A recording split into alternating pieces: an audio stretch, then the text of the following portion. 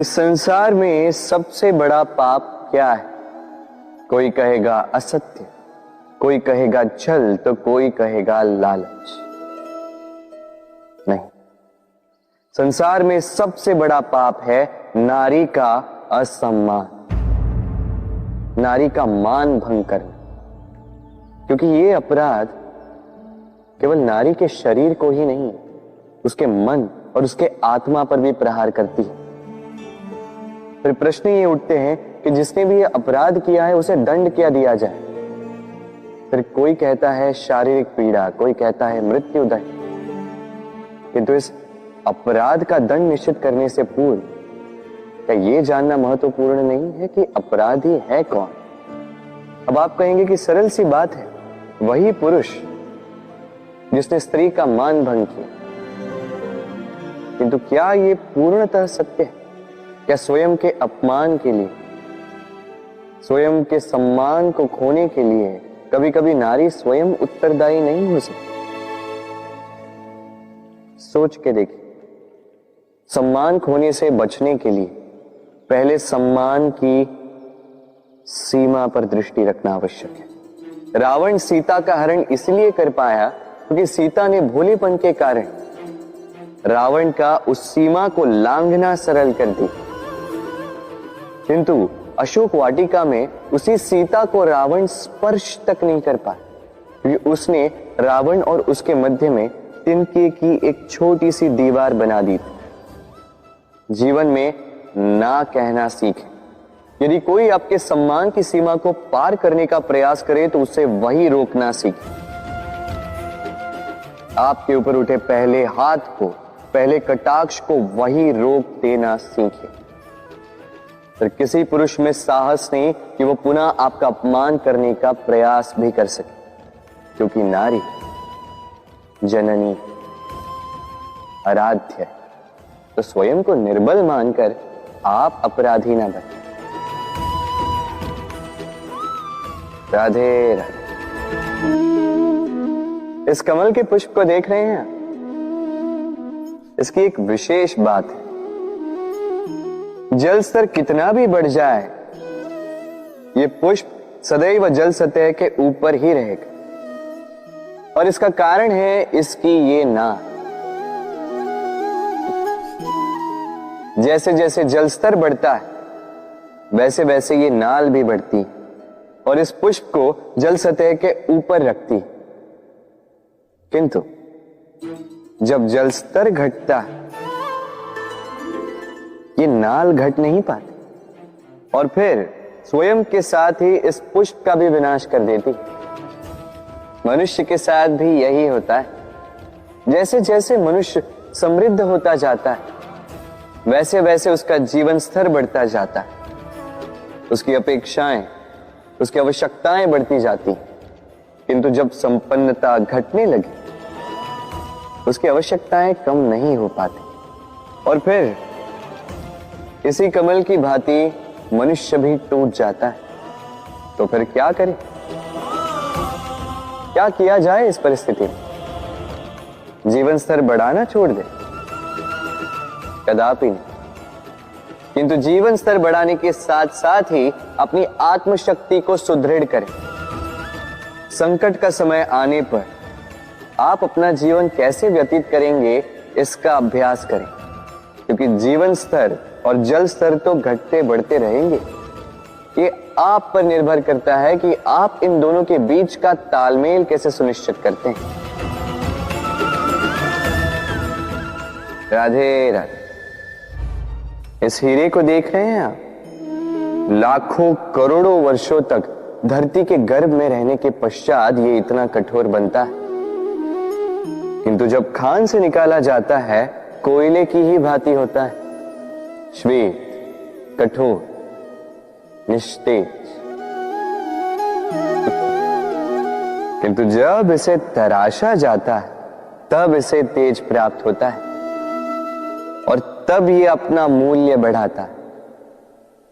संसार में मनुष्य के साथ भी यही होता है। मनुष्य की बुद्धि, मेधा, अनुभव उन वर्षों के कारण नहीं बढ़ती जो वर्ष हमने हमारे जीवन में व्यतीत किए, बल्कि उन क्षणों से निखरती है जब हमने कठिनाइयों का सामना किया, चुनौतियों का सामना किया, संकटों का सामना किया, छल और पीड़ा से। इसलिए यदि आपके जीवन में आपके सामने संकट आए, चुनौतियां आए, पीड़ा आए, तो उसे भयभीत मत होइएगा, उसका स्वागत कीजिए, क्योंकि यही परिस्थितियां आपको वो अनुभव देगी जो आपको प्रबुद्ध करे। राधे राधे। प्रकृति ने हर जीव में एक भाव भरा है ताकि वो निश्चल ना रहे, कुछ न कुछ कर्म करता रहे, और वो भाव है भूख। संसार में हर जीव, हर पशु, पक्षी, प्राणी परिश्रम करता रहता है अपनी इस भूख को मिटाने के लिए।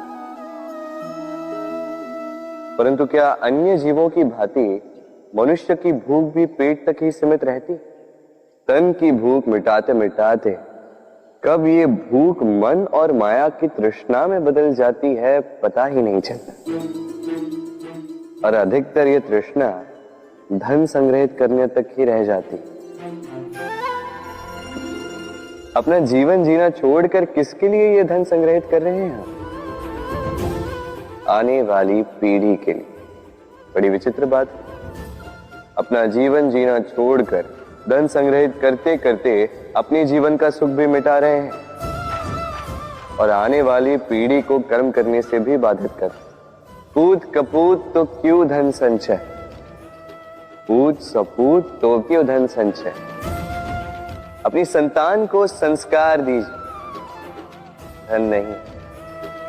यदि संतान संस्कारी हो तो अपना स्वयं का एक संसार बना लेगी। यदि असंस्कारी हो तो आपका बना बनाया संसार यूं ही नष्ट कर दे। इसलिए जीवन में यदि कुछ संचय करना है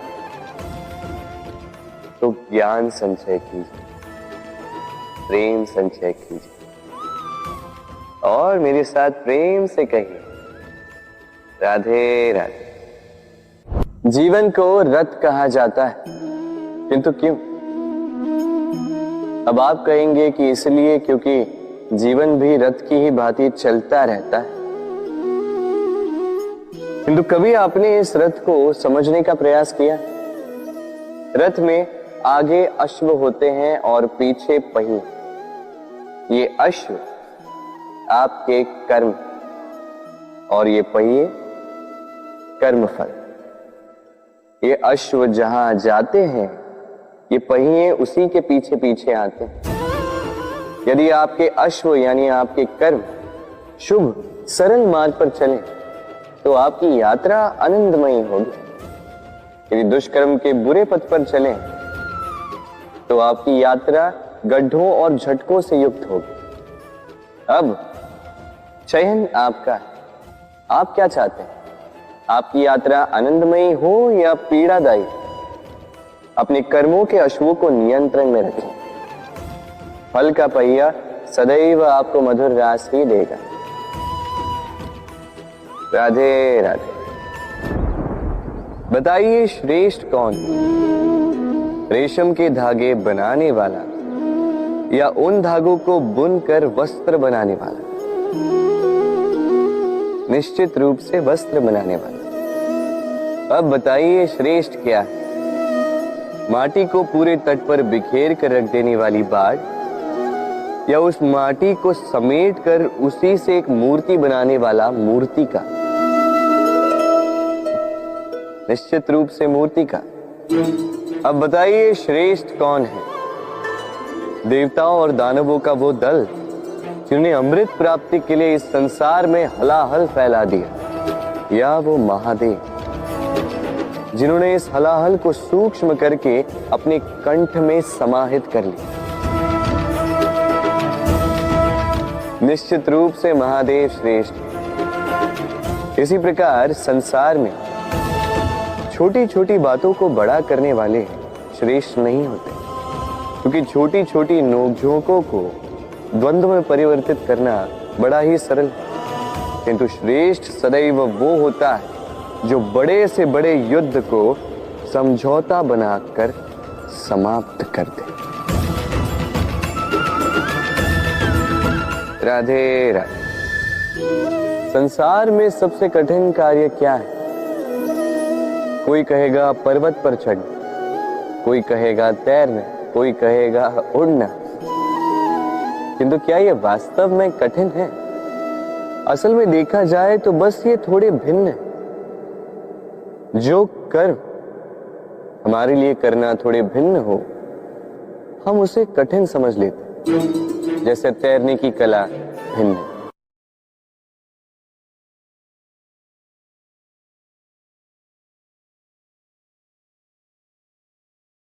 बड़े ही परिश्रम से इसे बनाती हैं, अपने शरीर के रस से इसे बुनती हैं। क्या आप इसका उद्देश्य जानते हैं? आखिर मकड़ी इन जालों में नन्ही कीटों को फंसाकर उन्हें अपना भोजन बना लेती है। और क्या आप ये बात जानते हैं कि एक दिन मकड़ी इन्हीं जालों में फंसकर मृत्यु को प्राप्त हो जाती है? बताइए क्या करते हैं आप इन जालों के साथ? दिखते ही हटा देते हैं इनका अस्तित्व, है ना? दूसरी ओर चिड़िया का घोंसला। चिड़िया भी बड़े परिश्रम से इसे बनाती है, किंतु यदि चिड़िया इसे छोड़कर चली भी जाए, उसके पश्चात भी लोग इसका विनाश नहीं करते। कारण क्या? कारण यह है कि इसका निर्माण जीवन के संचयन के लिए किया गया था, आखेट के लिए नहीं। स्मरण रखिएगा, जीवन में आपका परिश्रम कितना भी अधिक हो, यदि आपका लक्ष्य शुभ ना हो तो आपको भी विनाश पाना ही होगा। तो सृजन करते रहिए और मगन होकर कहें राधे राधे।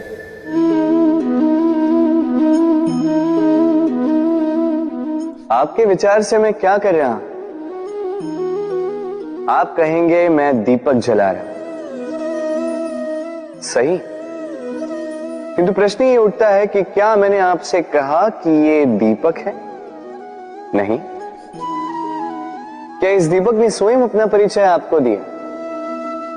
नहीं।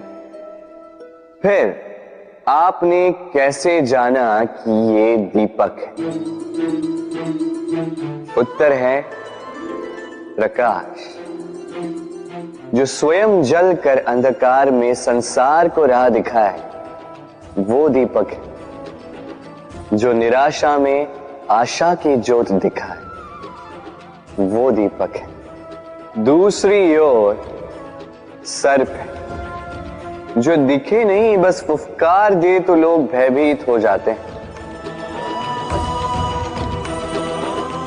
अर्थात व्यक्ति का परिचय उसके कर्मों से मिलता है। इसलिए आपको ये बताने की आवश्यकता नहीं कि आप कौन हैं। ये आपके कर्म ही निश्चित करेंगे कि लोग आपसे दीपक समझकर प्रेम करेंगे या सर्प समझकर भयभीत रहेंगे। राधे राधे। समय कितना विचित्र होता है। समय हमारे साथ हो तो हम स्वयं को राजा मान लेते हैं। वही समय यदि विरुद्ध हो जाए तो रंक बनने में समय नहीं लगता। इसलिए मनुष्य की एक आदत होती है, बुरे समय के लिए कुछ बचा कर रखता है। संबंधी, मित्र बुरे समय में साथ छोड़ देते हैं। यश, मान बुरे समय में चला जाता है। तो व्यक्ति सोचता है क्यों ना धन संचय कर। धन का तो कोई मन नहीं होता जो समय आने पर बदल जाए। संसार कहता है कि धन का संचयन करते रहो, बुरे समय में काम आएगा ही। मैं कहता हूं शुभ कर्म करते रहो, आनंदित रहो, स्वयं पर और ईश्वर पर विश्वास रखो, बुरा समय कभी आएगा ही नहीं। राधे राधे। प्रकृति ने मनुष्य को एक विशेष शक्ति दी है। अन्य जीवों से अधिक शक्ति दी, स्मरण शक्ति। यही शक्ति मनुष्य को अन्य जीवों से भिन्न बनाती, इतिहास लिखने की प्रेरणा देती, ज्ञान को पीढ़ी दर पीढ़ी आगे भी बढ़ाती। और जो भूल जाते हैं, अधिकतर रूप से वो उपहास और दया के पात्र बन जाते हैं। परंतु क्या यही पूर्णतः सत्य है? नहीं। यही स्मरण शक्ति मनुष्य के विकास में सबसे बड़ी बाधा भी बन जाती है, उसके चित्त को दूषित कर देती।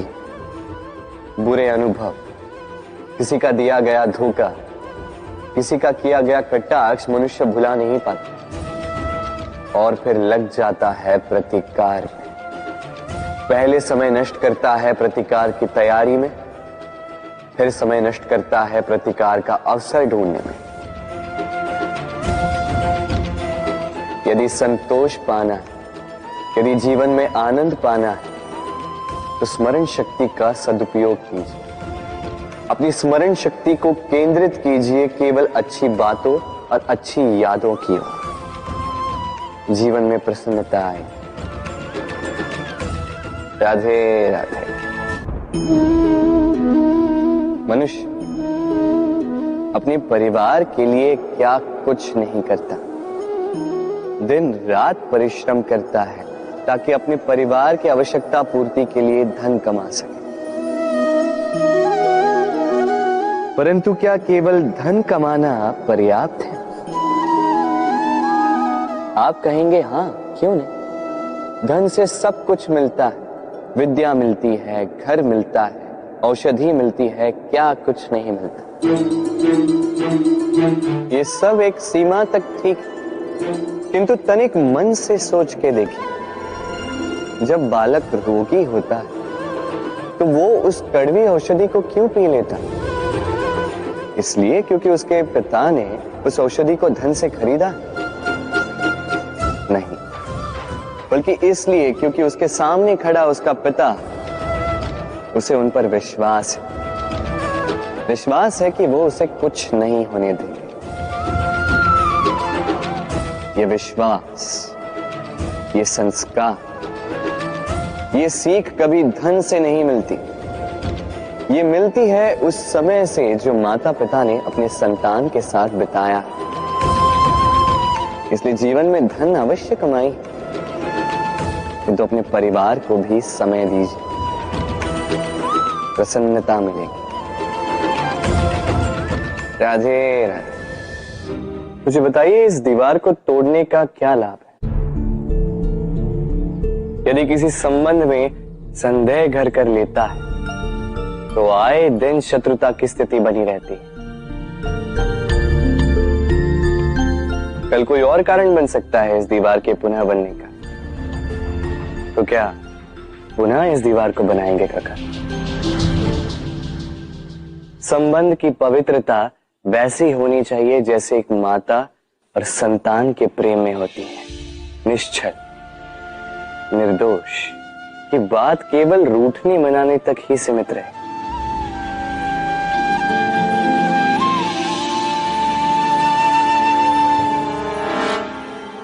और कोई भी घुसपैठिया आकर भावों को दूषित न कर पाए। ना कोई वस्तु, ना कोई परिस्थिति, ना कोई व्यक्ति, कोई उन्हें अलग न कर पाए काका। सोचिए, यदि ये दीवार पुनः बननी है तो इसे तोड़ा ही क्यों जाए? यदि मन में एक अटूट संबंध स्थापित करने का दृढ़ निश्चय ही ना हो तो क्यों तोड़े इस दीवार को? बताइए, है विश्वास, है अटूट विश्वास कि ये संबंध कभी ना टूटेगा? यदि है तो तोड़ दीजिए इस दीवार को, अन्यथा पति पत्नी का संबंध सबसे बड़ा संबंध माना जाता है और है भी। सप्तपदी लेकर 7 जन्मों तक दोनों एक दूसरे के साथ जुड़ जाते हैं, एक दूसरे के अर्धांग बन जाते हैं। अर्धांग अर्थात अर्ध अंग। क्या इसका महत्व आप समझ पा रहे हैं? अपना समस्त जीवन किसी के साथ बांटना। किंतु क्या संसार के सारे पति पत्नी एक दूसरे के साथ अपना समस्त जीवन बांट सकते हैं? क्या इसमें सभी सक्षम रह पाए?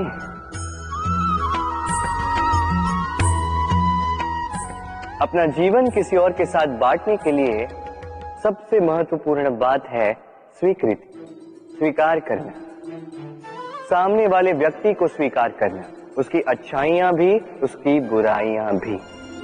संपूर्णतः रूप से व्यक्ति को स्वीकार करना होगा, तभी ये संबंध बढ़ेगा, तभी ये संबंध और भी सुंदर बनेगा।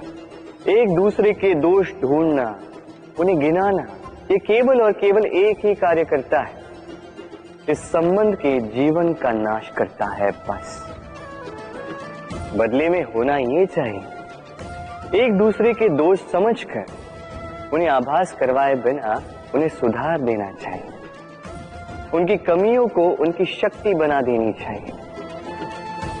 यही तो होता है दाम्पत्य, यही होता है बुराइयों का दमन, और यही होता है गुणों का उदय। राधे राधे।